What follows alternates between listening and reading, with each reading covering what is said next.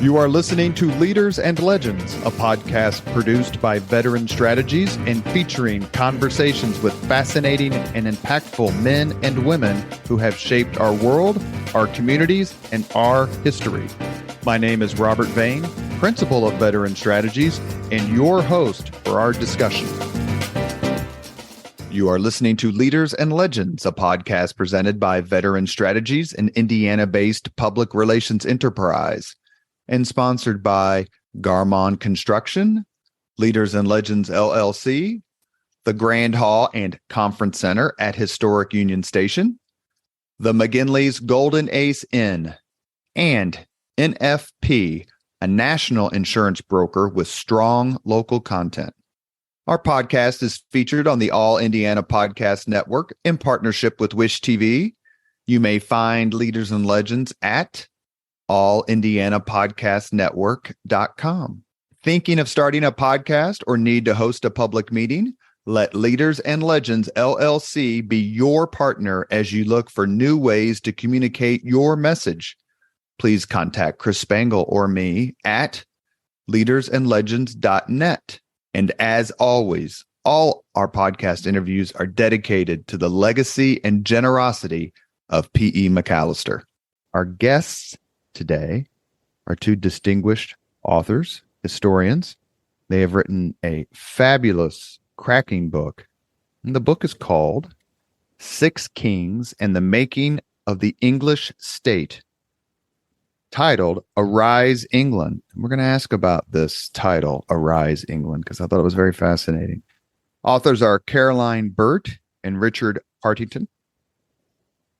Thank you so much for coming on the Leaders and Legends podcast. You're not exactly down the street. You're Zooming from England, and we are very grateful. We're really glad to be with you. Thank you. Thanks for having us. It's our very great pleasure. The Making of the English State. When I interview authors, I make it a point to ask them about their subtitles, because any of us who've done any writing, we put so much attention into our subtitles. Start with you, Caroline, if I may. The subtitle of the book, how did these six kings, going from 1199, starting with King John, to 1399, which is the end of Richard II's reign, after he was fortunately and judiciously kicked off the throne by my man, Henry Bolingbroke, how did these kings, these six kings, make the English state? So that's a really good question, and I'm gonna echo your fandom of Henry Bolingbroke, who's had a really bad press historically. So yeah, good shout out. How did they make the English state? If we go all the way back to King John, bad King John, he provoked a very serious crisis in 1215, which led to the drafting of Magna Carta, which is one of the most important documents in English constitutional history, and to some extent, of course, has had a bearing on American constitutional history as well. That document essentially said, look, King, you're going to have to obey some of the same rules as the rest of us. And that essentially meant obeying the law. Because what the king had been doing is saying, oh, actually, I've got these lands in France and I want to defend them, and the French king's not very nice to me and he's fighting me, and so I'm going to need to raise an army. So I'm just going to take your property to do that. And you don't really have any choice over that, because what are you going to do, sue me? And of course, when landowners did that to each other, they really did sue each other. But suing the king was something completely different. So what Magna Carta was basically saying is, hang on a minute. If you want to take our property, you are actually going to have to abide by some rules, which is that we're going to have to consent to that. So the point then was that essentially the king was forced to think about how he found money to fight war. And fighting war costs a lot of money, and therefore he had to approach his subjects for that. He can't just find the money down the back of the sofa or something like that. That meant that there had to be a forum in which he could approach his subjects and ask for that money.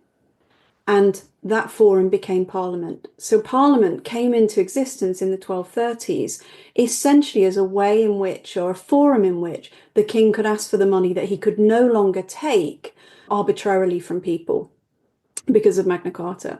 So Parliament then, and a system of national taxation began to develop. So that's the starting point, if you like, for a lot of what we wanted to talk about.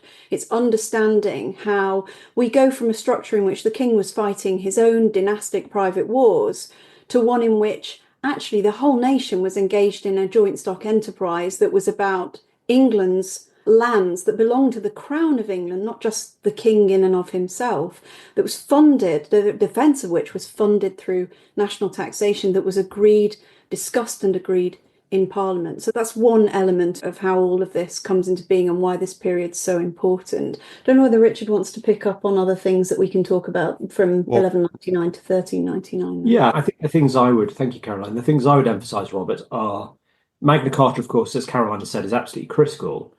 Magna Carta is a logical corollary of the common law created before our time, before our period, that is, in 1166 by Henry II, a single legal system applicable to every free man and woman, that's the vast majority of the population, which was seized upon by ordinary people with real enthusiasm and which grew exponentially right through the 13th and the 14th centuries, which was very accessible. 95% of the cases were brought by peasants and townspeople. It was affordable and available, and increasingly available as it was modified across time. And that too developed by the successive kings, leading to Magna Carta, and then within the context of the Parliament, established as Caroline has described, discussed as a matter of national interest by the Commons and also by the Lords at times. This grew and became another critical dimension of the state. So you've got the growth of the law, you've got the emergence of Parliament and national taxation, you've got the discussion in Parliament around the needs of the realm, as Caroline has described, leading to an embracing by the entire political community of national interest. And in that debate around national interest, the law and peace and justice always loomed large. So that by the time you get to not even the end of our period to 1399, I would say certainly by the 1350s, you're in a really transformed world in which you have a genuine sense of national endeavour and national identity, which simply did not exist in 1199.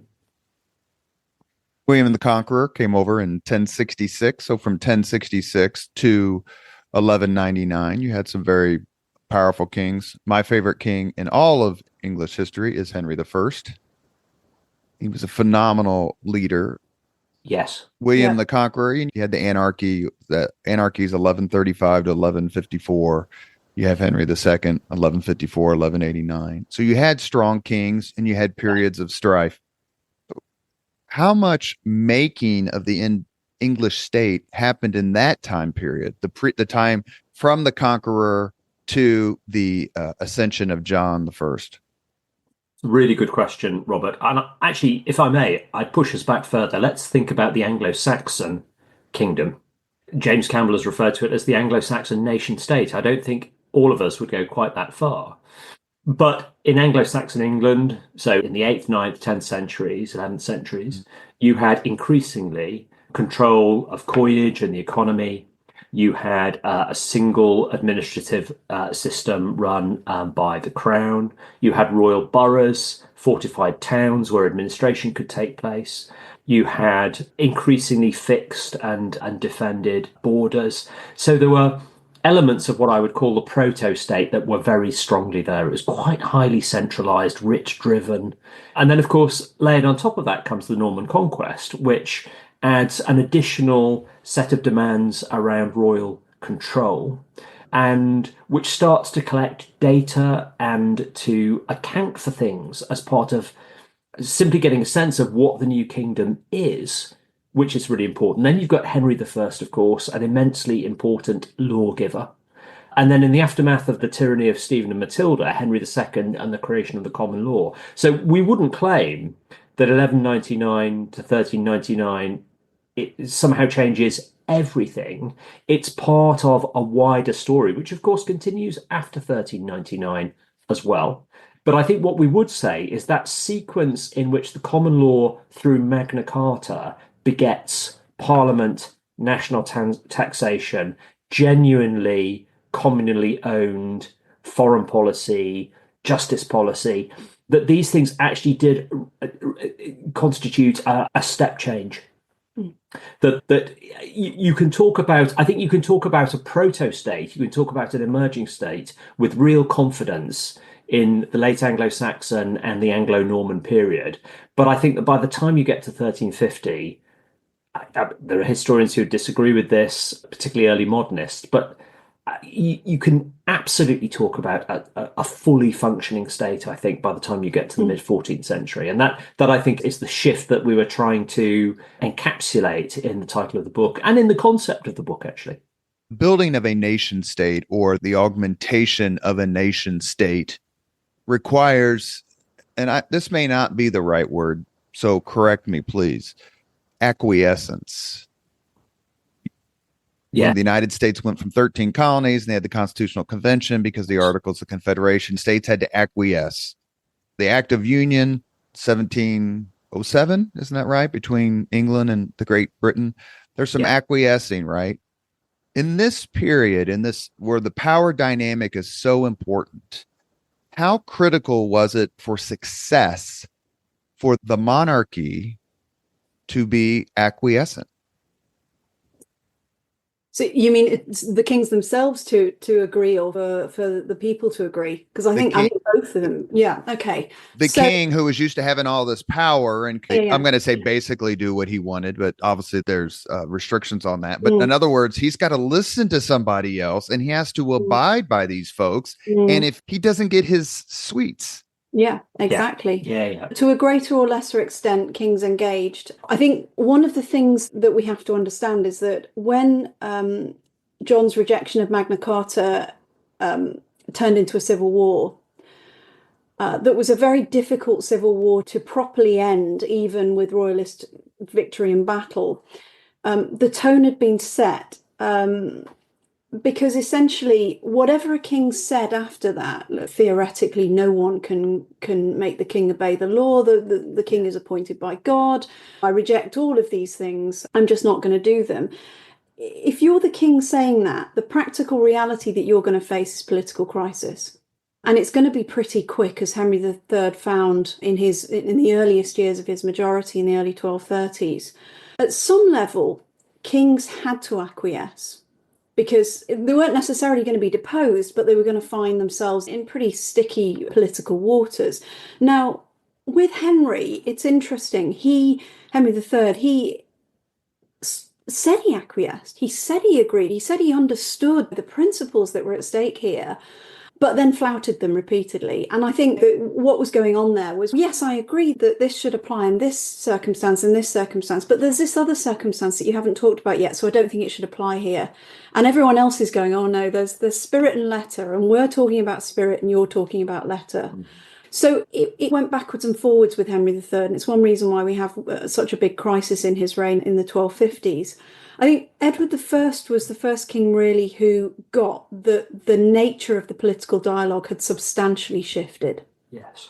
And that actually this could be empowering. So then it was not just about the king acquiescing in something that he didn't much. It was about the king leveraging something to his and the realm's advantage as a positive, as something that, if he worked together with Parliament and had really constructive dialogue, this was going to be amazing. So why wouldn't you do that? This is a really sensible thing to do.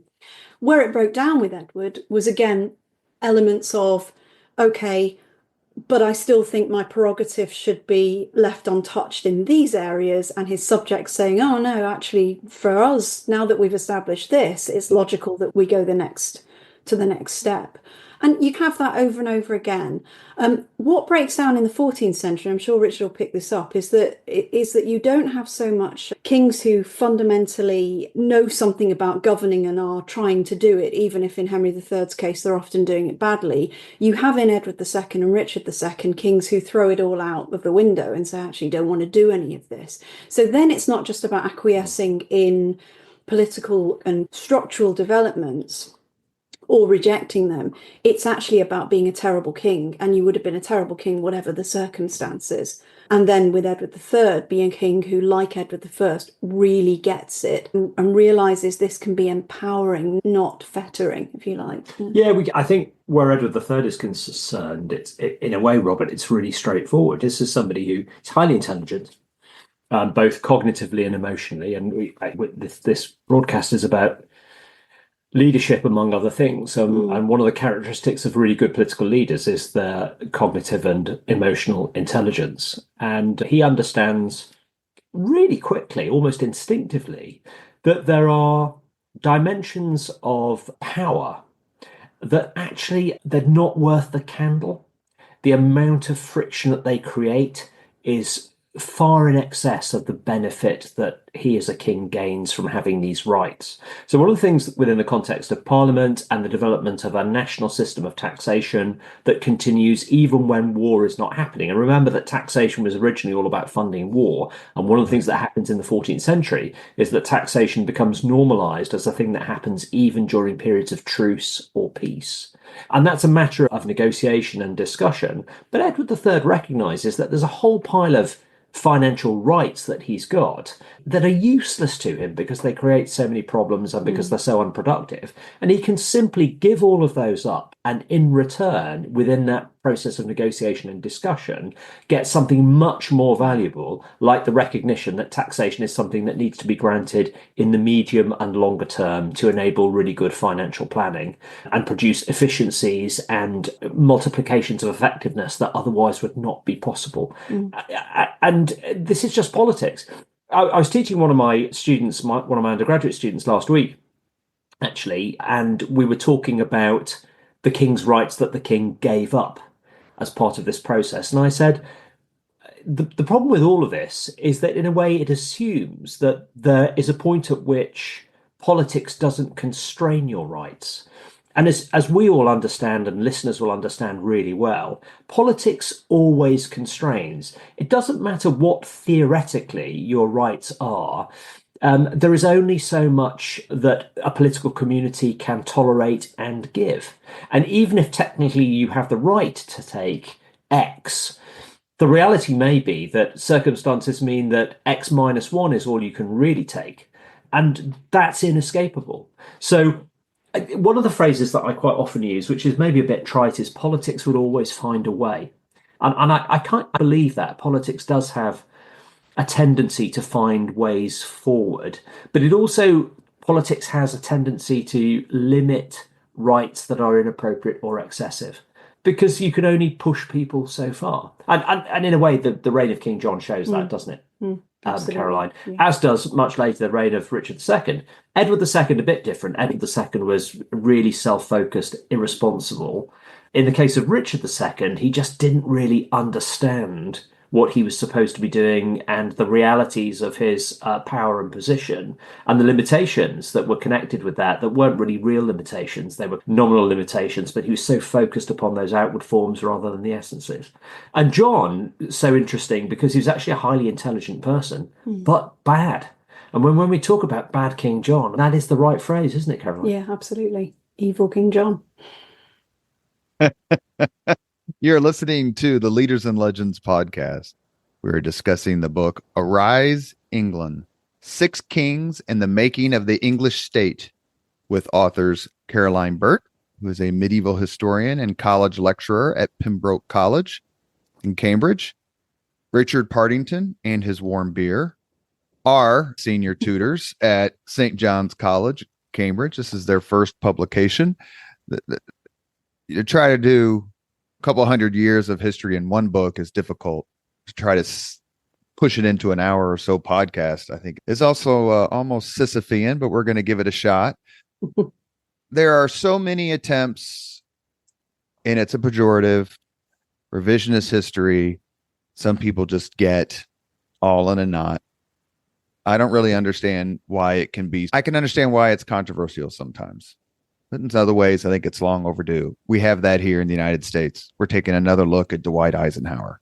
We're taking another look at Ulysses S. Grant, Woodrow Wilson. Some to revise up, some down. Mm. But are there in the six kings you detail? That's John, Henry III, Edward I, Edward II, Edward III, Richard II. Are any of them just irredeemable? Yes. If we start with John, in personality terms, largely irredeemable. Yeah. We can have all the revisionism in the world about John, but in the end, somebody who behaves towards other people as cruelly as John did, and some of the acts of torture that he engaged in are detailed in the book. There's no coming back from that. I'm just going to nail my colours to the mast there. There is no coming back for King John. And the public largely agrees here in the UK. There was a survey a few years ago, and he's up there with serial killers and all sorts in terms of how people perceive him. Kim Philby and the rest. Yeah, no, Popular indeed, mindset, yes. indeed. Richard. Thank you. Edward, so people have attempted to, I wouldn't say rehabilitate Edward II, because I think everybody recognises that he was a really inadequate and problematic king. But there are people who have said or attempted to say that he was misunderstood, that he was unconventional, that He had a difficult that childhood. he was different, that he had a difficult childhood, all of this sort of stuff. But the reality is, if you look at what contemporaries say about John or about Edward II or about Richard II, you get a very consistent picture of people saying this person was cruel, irresponsible, and self-focused, or in the case of Richard, tyrannical, authoritarian. It's very difficult to swim against tides of that magnitude. And as historians, I think fundamentally we are engaged in an act of imagination. But we're engaged in an act of imagination because we're trying to imagine what it must have been like, what must have been going on, what must have been in the heads of political leaders and ordinary people in the past. But we have to do it within the context of the facts. And Pache postmodernism, there are things that we can be pretty sure about. And if you go back to the governmental record and you compare, say, Edward II with his son Edward III, in the case of Edward II, you can see that there was a lack of engagement with government, and that when he did engage, it was really all about settling petty scores and his own personal affairs.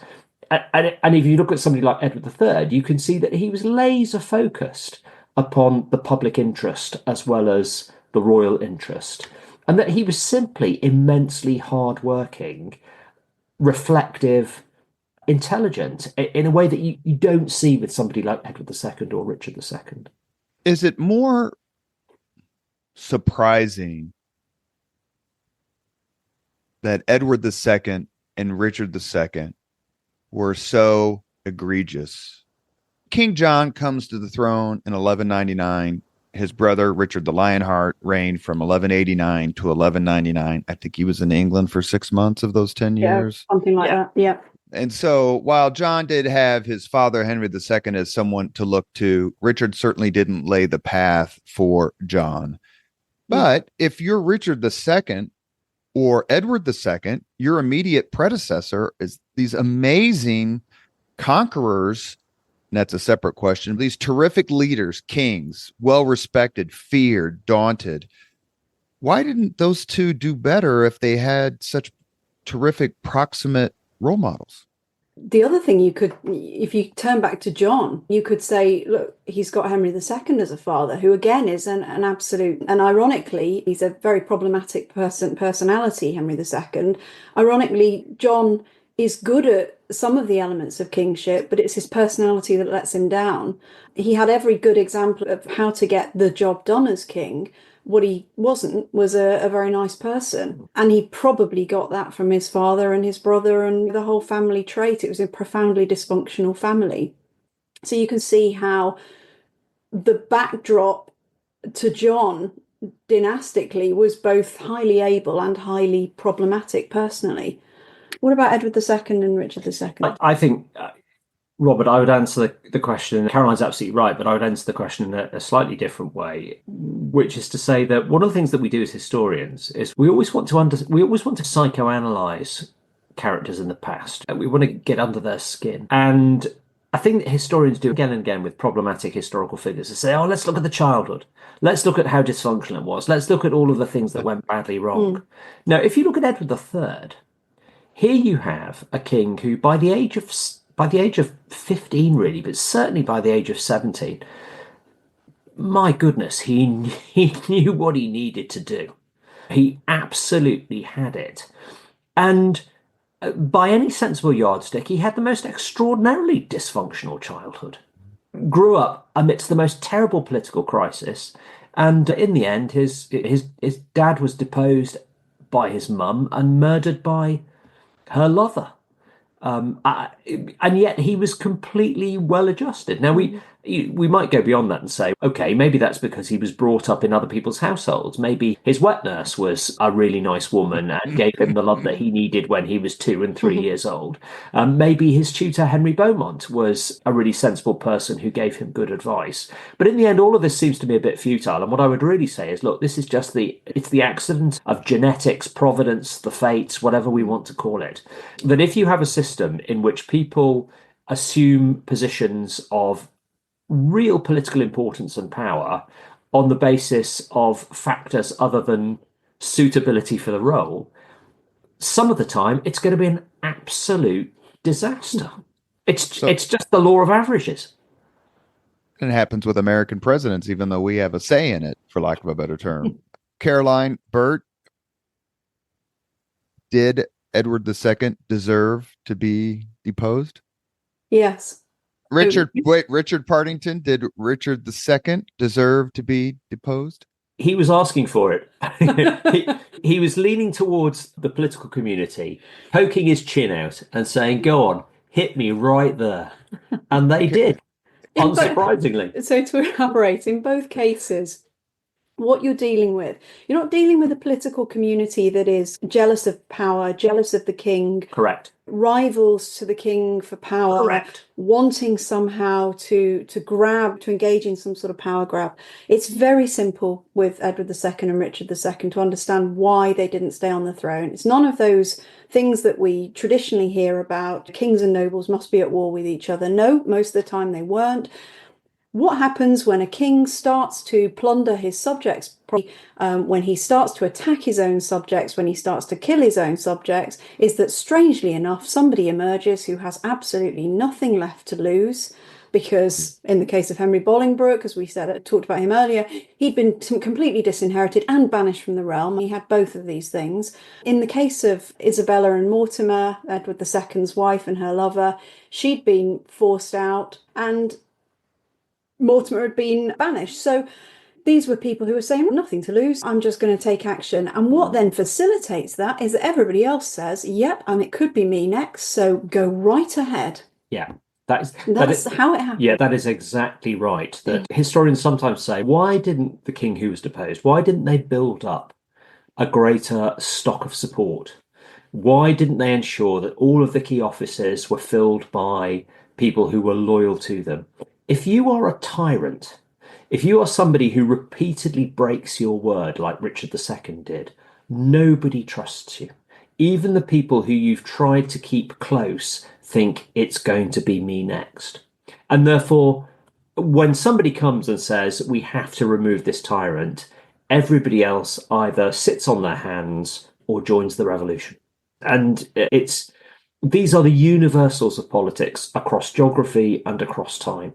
That it's very unusual for somebody to be able to hold on to power if they genuinely represent a threat to pretty much everyone. Those people will be removed. One of the interesting questions, I think, for us as historians is how did people like Joseph Stalin manage it? In a way, how has Putin managed it in Russia? Because these are people who do, in their different ways, in the case of Stalin, did represent real threats.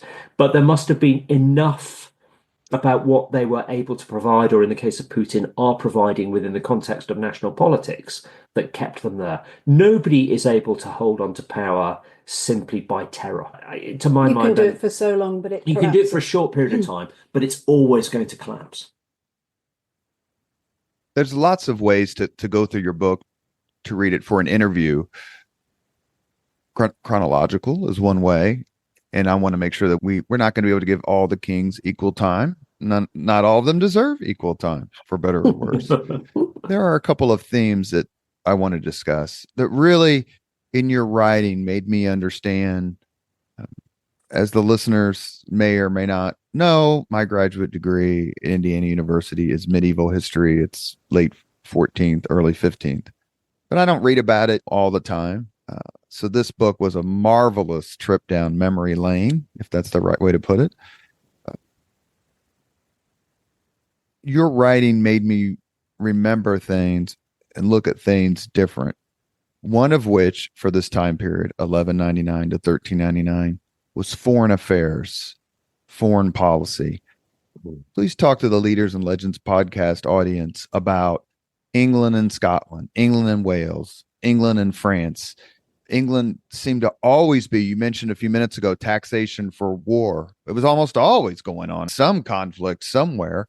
How did the English state come to manage these wars? Excellent question, Robert. Thank you. And I'm going to ask Caroline to talk in a few moments about the ideology that underpinned international relations, because it's a really interesting and in the 12th and 13th centuries, changing dimension of political motivation. So some of this is straightforward. Some of it is just about geopolitical rivalry. That if you're France and England, or England and Scotland, or England and Wales, you share borders. And there are jurisdictional questions, particularly at those borders, that create friction. And there is a natural desire on the part of national governments, so far as they exist, for superiority or even hegemony in those marcher areas. In the case of England and France, one of the things that's often falsely assumed about England is because England was fighting, in the case of some of the wars of Edward I and certainly the Hundred Years' War from 1337 onwards, because England was fighting within France most of the time, there's an assumption that somehow England was engaged in imperialism. And it's really important to recognise that the English were fighting to hold on to lands that they had inherited in France as French nobles, as great French lords. And this is another dimension of political reality, which is so many of the political elite within Europe in this time period were genuinely international. They were great lords in France and in England and in Scotland and in Ireland and perhaps in Spain or even in Italy. They had a whole series of landed responsibilities across national borders. So the English kings had lands in France because they'd been nobles in France before they became kings of England. And in the face of a French crown that was seeking to expand its practical jurisdiction to what we might now call its natural borders of the seas and the oceans and the great mountain ranges and the great rivers, the English found themselves under pressure in the same way that other great lords in France, the Dukes of Brittany, the Counts of Toulouse, later, the 15th century, the 16th century, the Dukes of Burgundy, in the way that other great landholders were being pushed back by a France that was expanding towards its natural borders and in the light of what it perceived to be its political inheritance, ultimately from the Roman Empire, but more immediately from the Frankish kings, Charlemagne in particular. So these were great, if you like, geopolitical forces. Within England, and in respect of its borders with Scotland and Wales, it's what I said earlier. It's about dimensions of control, but some of this is also was also about the role of individual lords, not the kings themselves, but the nobles beneath them, either side of the borders, who were seeking to augment their positions or steal a march, almost literally steal a march in some cases, on their local rivals. And unpicking that interplay between international politics, national politics, and local politics can be quite difficult. And in a way, the really helpful theme around the international stuff is ideology. And that's what I think Caroline should say a few words about. Yeah, so I think one of the things that we have to understand about why so many of these wars took place in the 13th and 14th centuries in particular, not just between England and her neighbours or across the Channel between England and France, but between other realms and jurisdictions, is because the way in which people came to conceive of lordship and overlordship and sovereignty changed. And they changed with cues really from the Pope and from the Holy Roman Emperor about the way in which power should be expressed.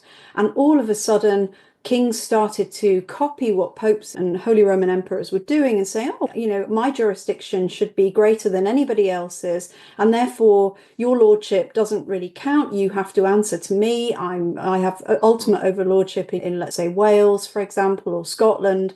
So I will claim that sovereignty. And of course, in the case of somewhere like Scotland, the king is saying, no, I'm a king in my own right. Hang on a minute. The Scottish polity is not subservient to the English polity. Oh, no, actually, I'm your overlord, says the English king. And of course, it's all about pushing boundaries. And you might say this is all just in the service of naked kind of political ambition to conquer territory. I'm not naive, I certainly wouldn't say that that's absent.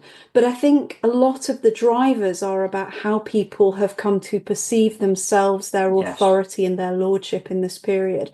And therefore, it's not an accident that you have so many wars focused on these questions of sovereignty and overlordship in this period compared with others. Now, you might say that in any period you have wars and somebody will always use some language to justify it. But I think something more is going on here. I think the language is driving behaviours. And I think this is a particularly conflictual period, not just, as I say, for England and her neighbours and antagonists, but for others as well. I think that general idea about how you see yourself really does affect things. And we see that in other periods of history as well. It's just that it's a different set of ideas that are at play. And we see it in the present day, don't we? If you're Philip VI back in 14th century France, and you have a relatively marginal claim to the French throne, and the French political community is saying, you're the King of France. It's your responsibility to ensure that the French crown is the most respected crown in Europe. It's your responsibility to ensure that we have the maximum jurisdiction in the territories over which we claim overlordship. As a political leader, you don't have that much choice. If I were pushing this, I would say right now, Putin in Russia, he doesn't really have much choice but to be a nationalist. Now, I happen to think he wants to be a nationalist. He leans into that. It's part of his political credibility and his own internal political security. But no leader in Russia right now could come in and say, look, what we've been doing in Ukraine is wrong. They're just not going to survive because political perspectives in Russia will not tolerate that. In the same way that, right now, it seems to me it would be extremely difficult for a president in the United States to say, you know what, I think we should invite more Mexicans in. That is not something that is going to have any sort of political traction right now. And so leaders are often constrained by the realities of political circumstances. I have a rather trite phrase for this, which I use when I'm teaching my students, which is weak power. Nominally, you're really powerful, but in fact, you don't have that many choices because of political circumstances. And certainly in the United States, the argument over legal versus illegal immigration is one that continues to drive the public discourse. May I ask a question that I thought of when I was reading your book, and forgive me because it's not a scholarly question. Has the movie Braveheart been good for historians? Caroline, would you like to answer or should I? Why don't you start? It's a really excellent question. So there are things that we can laugh at in Braveheart, Robert, as you will know, and listeners will know very well. We know that William Wallace was not Australian. Was not Australian. We know that he was not the father of didn't have an Australian Edward III. He was not the father of Edward III. We know that he didn't wear a kilt or woad. He was not poor. We know by his very name, William Wallace, which in the Middle Ages meant the Welshman, that he was of mixed political inheritance. But actually, there is a sense in which I was going to say Mel Brooks's Braveheart. That's the ultimate Freudian slip. That would be a very different. I know. I think it would be a very different film, but that's a very naughty thing to say.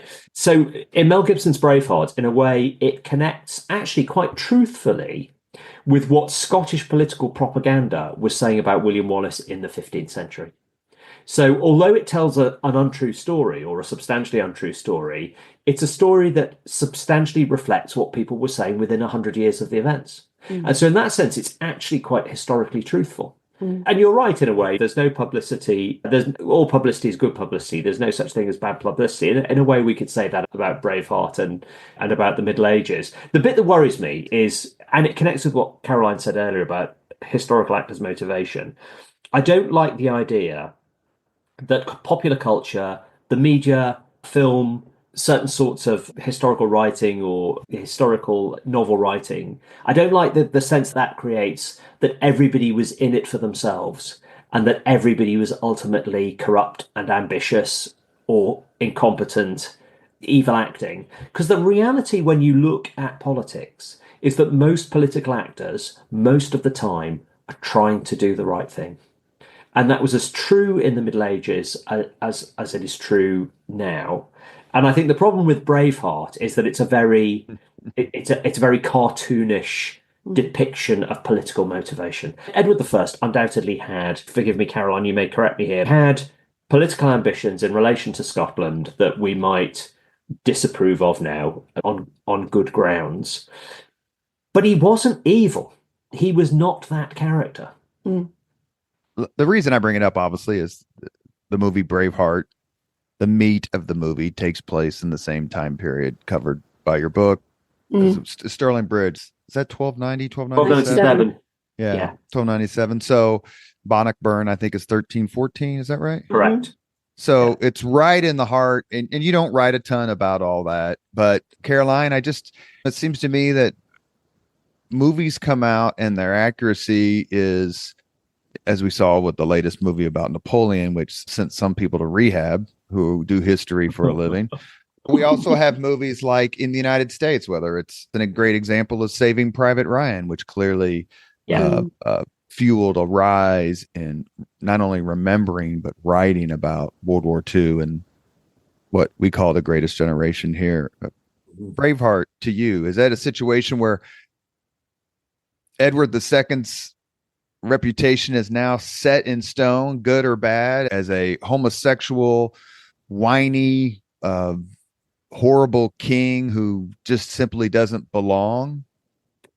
I don't think so. I think at the time, obviously, Braveheart had an impact. It was a big movie. I don't think that its legacy has been intractable, so crucial to people's view of the period and of particular actors within it.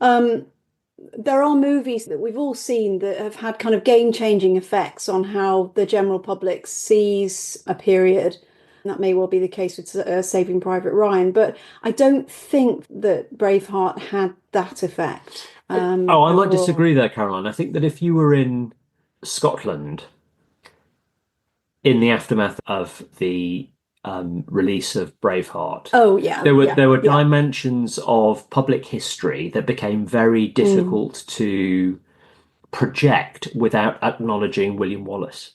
But I think I suppose my point is it was quite short term. I think that, and it plugged into certain trends and things that were happening in politics at that time. I don't think as a whole the movie's interpretation of lots of things has prevailed in terms of the public consciousness. It's certainly, for the generation of students we now teach, Robert, Braveheart doesn't really mean anything. Most of them haven't seen it. One thing that's important to stress too is that there are films that can be quite inaccurate historically that can actually communicate the sense of what a period was like really well. And I actually think that the Michael Curtiz classic, The Adventures of Robin Hood, it actually reflects the medieval world remarkably well. Greatest movie. An amazing score, a wonderful film in so many ways. But that is not an unrecognizable medieval world. It's not my all-time favorite movie. It's in the top 5, and thank God my kids have fallen in love with it because we watch it. We watch it multiple times a year. It's a brilliant movie. Claude Rains, Basil Rath. We could do a whole podcast about that. You are listening to the Leaders and Legends podcast. We're discussing the book Arise, England, with its authors Caroline Burt and Richard Partington. The part of your book which struck me the most because of my own ignorance and because of the beautiful way you teased it, is the concept of justice and how the maladministration or the corrupt administration of justice, balanced by kings who wanted fairness in the judicial system, in the criminal justice system, if that's the right term. It is the right term.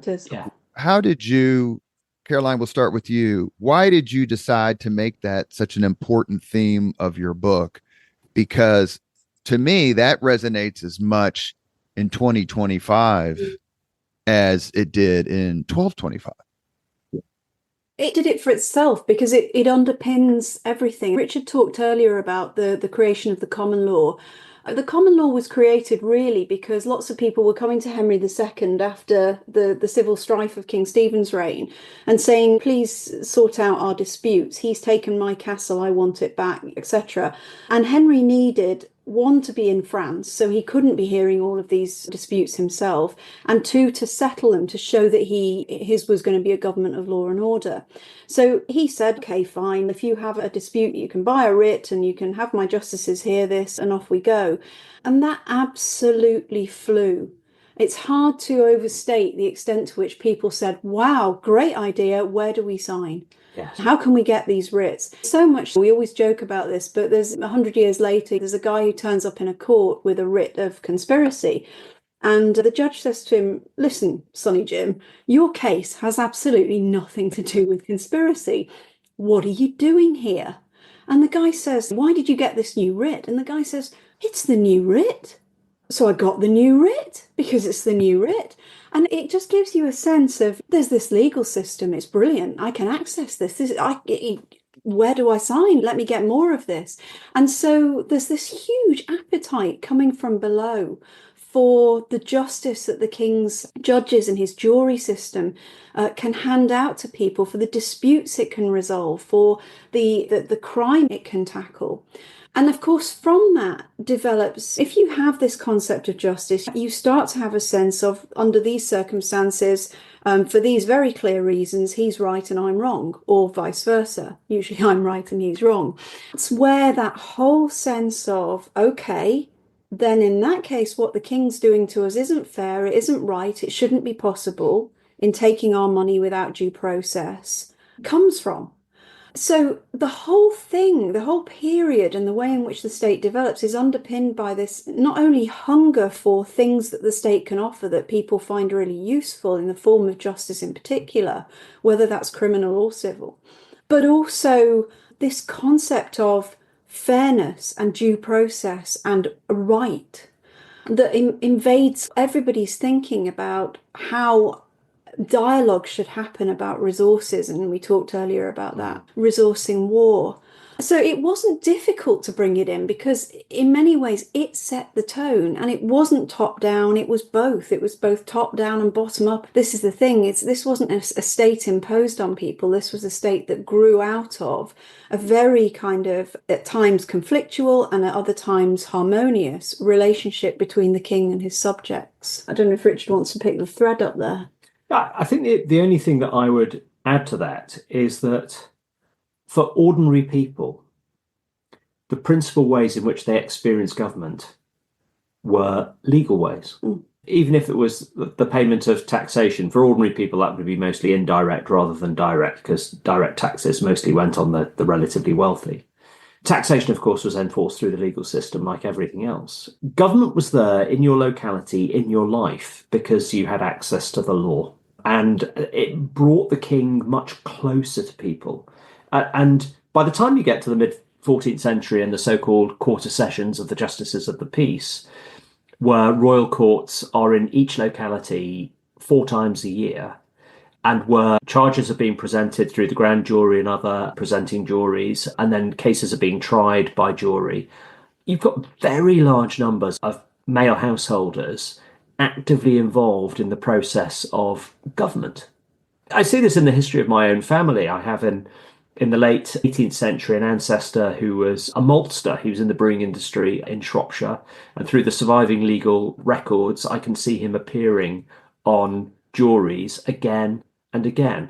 And this was a middle-ranking person, an ordinary person working in government.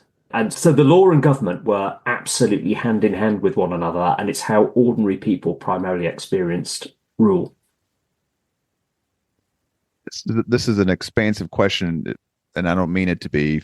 So I'm sure that with your research and scholarship, you can narrow it down a little bit. How does England compare in this 200-year time, 1199 to 1399, to France, to the Holy Roman Empire, to Spain, to other places, even like I say, the Viking era, but Scandinavia? There's nation buildings going on in several places. How does England's efforts stack up against other countries? If we go back to what I was talking about earlier with regard to lordship and overlordship and sovereignty, alongside those ideas, you have the development of all sorts of practical means of enforcing royal or lordly authority. And that's happening all across Europe. Government is being practically and theoretically empowered across Europe. The extent to which it can push that depends very much on the situation within that country, not just particular political circumstances, but wider questions. So if you look at England, one of the things that enables such massive change so quickly is because England was already pretty well centralized. Yeah. So the idea of a king whose authority expanded to the natural borders, if you like, of England and potentially even beyond was not something that was new in 1199. It wasn't really even something that was new in 1066. Now, you might, if you're in the north of England, not have experienced government as intensively before Henry II's reign as you would thereafter, but you still knew that he was your king. If you look at France in the same period, you've got a very different situation. You've got very powerful and very entrenched lordships in the form of the duchies. Richard referred to Brittany earlier, of course, the English king was Duke of Aquitaine. Those are very much harder for the French king to push against. So what you tend to see in somewhere like France is a lot of assertions of the French king's overall rights to kingship across, as Richard was saying, again, the natural boundaries of what would be France now. But you don't see the French king able to make that a practical reality in the same way as in England, for example. And that speaks to the very different circumstances that those kings inherited. Now, the Capetian kings of France made huge progress in this area. There's no doubt in terms of what they were trying to do and where they ended up. But they were still quite a significant way behind the English kings, which is evidenced, of course, by the fact that they're fighting, even in the 15th century, the English king, who's a duke in their own country. I mean, that tells you the difference in statuses here. Yeah, I think that's true. Another dimension of this that's worth bearing in mind too is just distance. In a way, it's possible for England to be centralized in the way that it is because it's small. Yeah. And it was conquered. So already you had a unitary kingdom in the Anglo-Saxon kingdom that was then made even more unitary in a way by the Norman conquest. But realistically, if Edward III in the 1340s or 1350s, he can say to one of his sergeants at arms, one of his bodyguards, on Wednesday morning, I want you to go and arrest this particular pirate in the town and port of Bristol, 150 miles away. Go and get them. The sergeants at arms will set off that morning. They'll be there that night. They'll arrest the pirate, and they'll have them back in London the following day. That's just not possible in France, where it takes 2 weeks to get somewhere. Great point. That's part of this as well. Yeah. And so in somewhere like France or somewhere like Scotland, it's a combination of geography and inaccessibility and distance, but it's also, as Caroline has already said, about the realities of local lordship. And what tends to happen in those countries, and I think the work of Alice Taylor on Scotland is really helpful here, is that once upon a time, we'd have said actually kingship is less effective, government is less effective, the state is less effective because it can't reach directly in the way the English king can. But now we would say, for example, in Scotland, what it does is it co-opts lordship in the localities really effectively. And that's a different way of delivering government. But it's still government. It's still a kind of statehood. And I'm very much attracted to that way of thinking. There is a book out, I believe it's already out, by Dan Jones, which I've read, and I believe he's going to come on the podcast. He emailed me and was very gracious. And the book is called Henry V, which is so outside of your time period. He becomes king in 1413? Correct. The astonishing triumph of England's greatest warrior king. In your book, you detail the exploits of Edward I and Edward III. So here's your chance to tell Mr. Jones who is actually the greatest warrior king of England. And Mr. Jones was actually taught by both of us. So I'm going to discount Edward I from this battle immediately, because Edward I is great as a warrior. He really is a fantastic warrior, but he's not in the same league as Edward III, Henry V. Richard is the great expert on Edward III. So I'm actually going to throw now the hot potato to him on Edward III. I think it's really difficult to make comparisons. One thing I'd say about Henry V is that in many ways, what he seeks to do in his government is a very active and conscious emulation of Edward III. To be fair, Edward III consciously emulated Edward I. Yep. They look to their ancestors, their predecessors, and they seek to draw lessons because they're intelligent people, these three. Or if you're Henry VIII, you just... Henry VIII, you seek to draw lessons and fail to. But with Henry V and Edward III, it's very difficult to draw comparison, primarily because the lengths of the reigns are very different. The political circumstances are very different. Had Edward III died of dysentery in 1357, we would say there is no contest. Partly because he lived much longer, and partly because his reign then saw foreign policy setbacks after 1369, we might say he wasn't able to deliver as much as Henry V. One of the things about Henry V that is often said is he left his son an impossible political inheritance. I don't actually think that is true at all. I think we need to think in quite sophisticated ways about what's politically possible and what's politically impossible. I think what we would say about both of these kings is that during their active lifetimes, anyone coming up against them assumed they were going to lose. And that seems to me to be, and they were correct. And that seems to me to be actually quite a helpful way of thinking about it. They were military commanders of brilliance and political leaders of real assuredness. And they had that combination of charisma, excellent decision-making, boldness and bravery, strategic vision, political intelligence. That's why they dominated.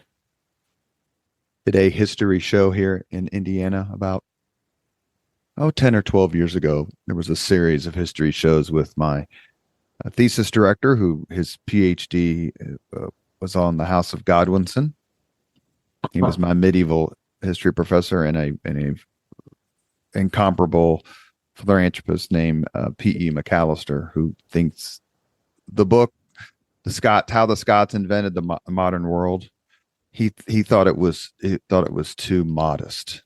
I'll just give you a hint as what a proud Scotsman he was. And one of the shows we did was what are the most impactful premature deaths in history.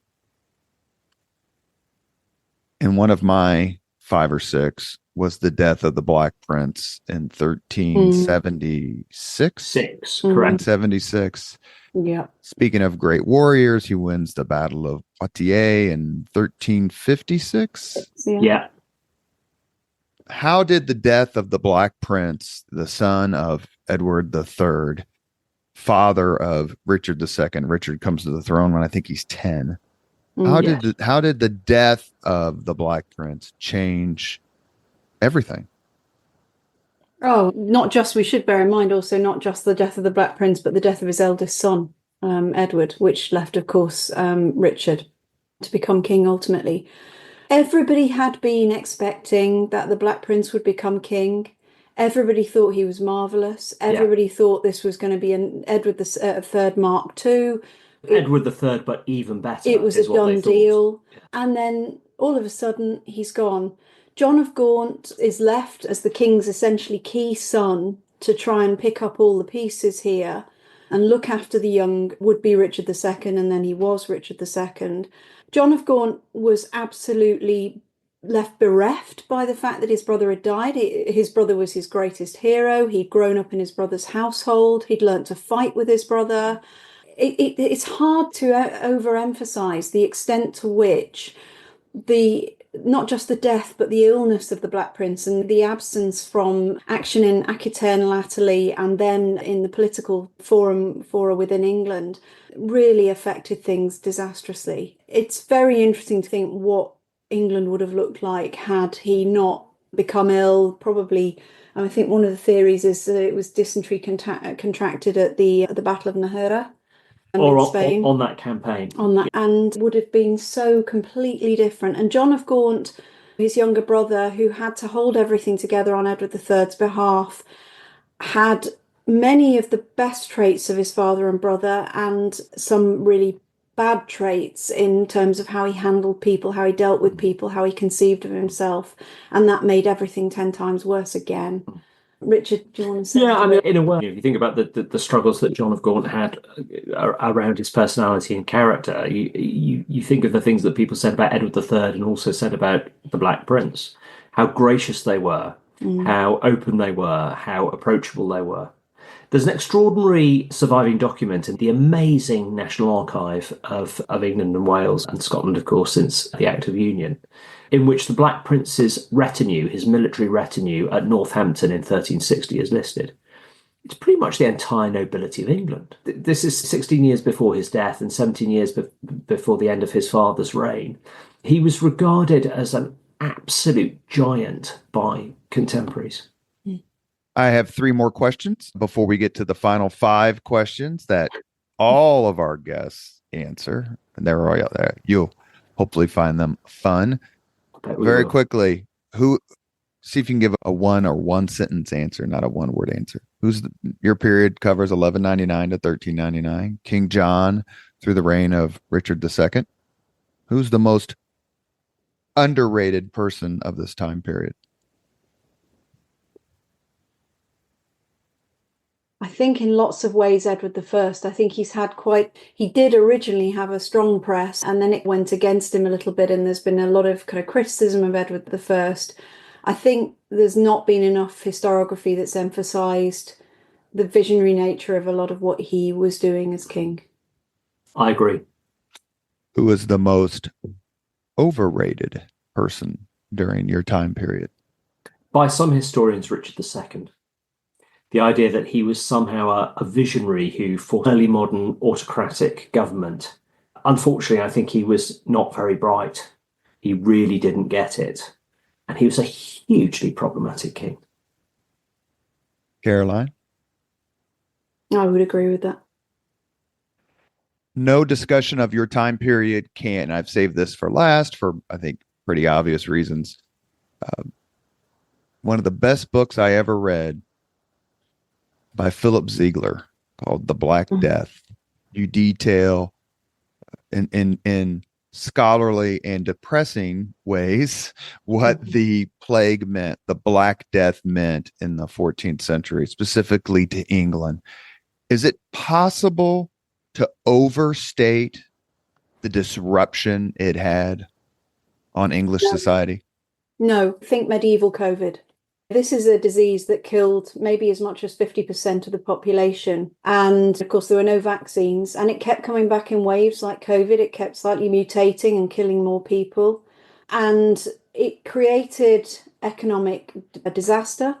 In the 1370s, one of the reasons why the political climate gets so testy in England is because of the economic malaise that is the aftermath of the pandemic, which again, we've seen in modern times as well. And I was struck reading about and writing about the politics of the late 1370s and the suspiciousness that people had of authority and the anger towards elites and the effects on people's quality of life. I was really struck by the parallels with what has happened in the last few years, especially since I wrote bits of this during COVID itself. I wrote bits of it with COVID.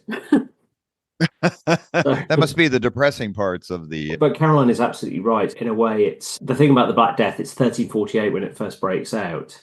Because there is a period of economic boom in the aftermath, actually. It's purely coincidental. The effects of the Black Death are delayed, but when they fully kick in with the decline in the economy in the 1370s, it's horrible. But we also saw that a little bit with COVID, because certainly here in the UK, nobody went anywhere. So everyone had lots of money in the bank and started spending money in the immediate aftermath of COVID. And then all of a sudden, bang.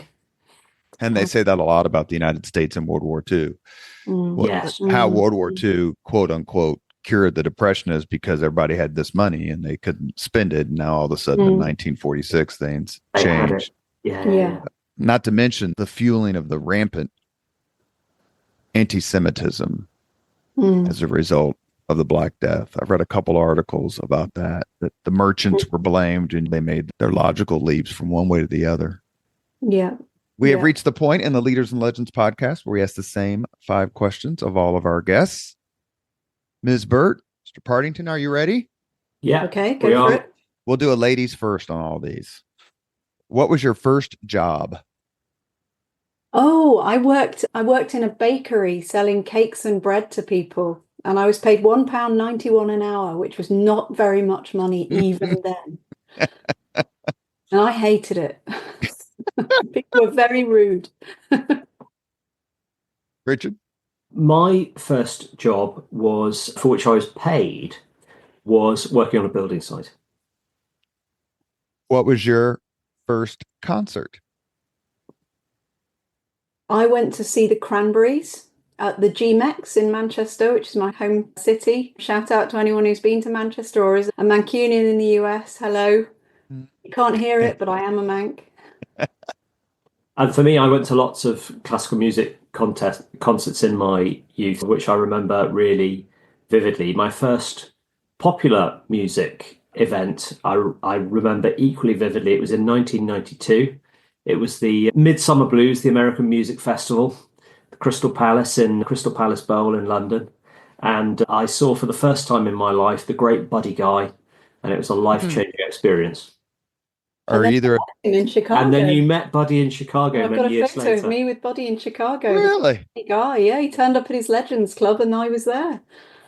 I think the all-time winner, champion answer is Helen Rappaport. I believe it was Helen Rappaport. She saw the Beatles in a pub in 1962. Yeah, hands down. Yeah, that's definitely going to be a winner. We can't beat that. I almost retired the question actually after that, but your answers are wonderful. Number 3, if you could suggest any book for someone to read, which book would you recommend? Any book, including Arise England. That's a very Arise England. that's a very difficult question. So I think I would choose Great Expectations by Charles Dickens, which I just love for so many reasons. And I'm torn between the great 14th century alliterative poem, Gawain and the Green Knight, and Dorothy L. Sayers' Gaudy Night. We'll give you a mulligan. We'll give you both. Number 4, if you could witness any event in history, be there in person as it happens, which event would you choose?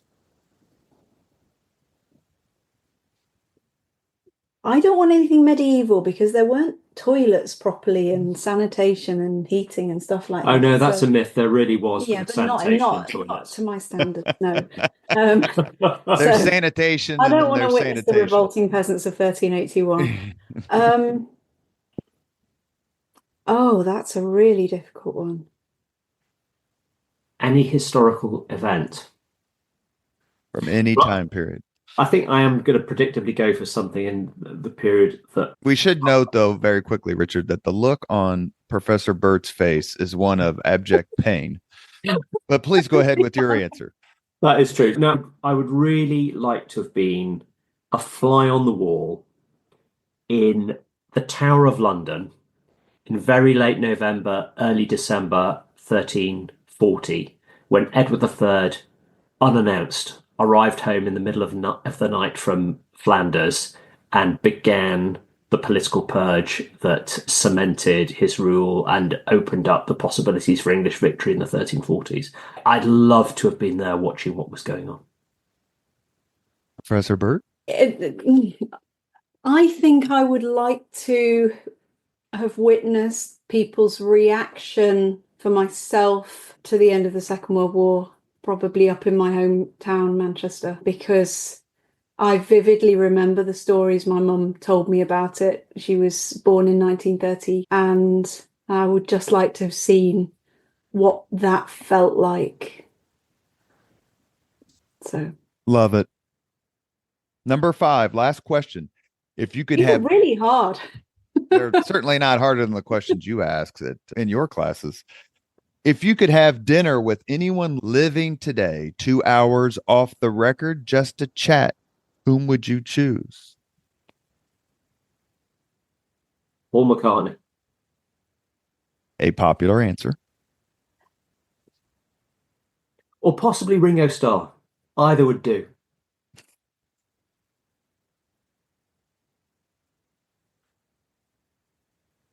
I like Sir Paul's catalog a tad bit better. My kids and I actually saw him on Bastille Day, July 14th, 2013, here in Indianapolis. He's terrific. He's one of the absolute greats live, I think. Him, Stevie Wonder. And he's probably the most famous person in the world, don't you think? He's probably the most famous person in the world, other than the Pope and the President. Yeah, probably. If you could bring her back from the dead, Queen Elizabeth II, probably. Now, Professor Burt, you don't allow answers like that to your questions. Living today. Oh. Someone who's alive today. While Caroline is thinking, I'm going to tell you why Paul McCartney, Ringo Starr, because I'm really interested in that extraordinary alchemy, that providential alchemy, cultural and personal, that led to an amazing explosion of music and change in a regional part of England in the late 1950s, early 1960s. Very interested in the long 1950s, and those people were absolutely part of that. The second British invasion? Yeah. I was born in 1967, so I don't know how old I am compared to the two of you, and it's not polite to ask, especially. You're 2 years older than me, so we were in the same place. But I was born at the tail end, but I had older brothers and sisters when every song they played seemed to be from England or from Britain, and it's a phenomenal time period. And to have to live in the same era as Paul McCartney is a true gift, for sure. Dr. Burt? Come on, Caroline. Oh, I'm probably going to say somebody like Tony Blair. I think I'd be interested to pick his brains, but I've read his autobiography, so I don't know. I'm really struggling. I'm so sorry. They're all dead. That's the problem. And you said I could resurrect them, so that's really tough. My medieval history professor told me that everything that has happened after 1485 are mere footnotes. So your point is well taken. You have been listening to the Leaders and Legends podcast, sponsored by Veteran Strategies, an Indiana-based public relations enterprise. As always, all our podcast interviews are dedicated to the legacy and generosity of P.E. McAllister. Our guests today, Caroline Burt and Richard Partington, we have discussed their book, Arise, England, 6 Kings and the Making of the English State. It was an education reading your book. It was an adventure, and it was fun. Thank you both very much for coming on the podcast. Thank you for having us. It was our absolute pleasure, Robert. Thank you so much. And thanks, everyone, for listening. Thank you very much for listening to Leaders and Legends, brought to you by Veteran Strategies Incorporated. If you want to contact us about this program or our menu of public relations services, please send us an email at robert@veteranstrategies.com. That's robert@veteranstrategies.com.